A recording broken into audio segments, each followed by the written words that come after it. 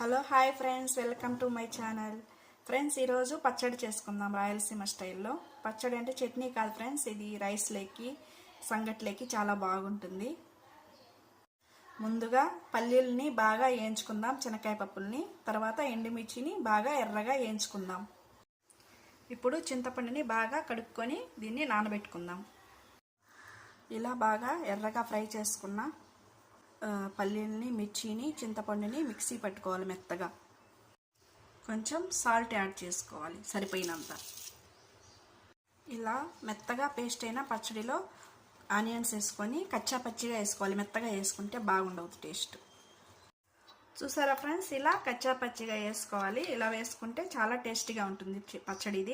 ఇది rice leg కానీ, వేడి వేడి రైస్లో నెయ్యి వేసుకొని సంగటి లెగ్ కానీ చాలా టేస్టీగా ఉంటుంది ఫ్రెండ్స్. ఒకసారి మీరు కూడా ట్రై చేయండి. Thank you for watching friends.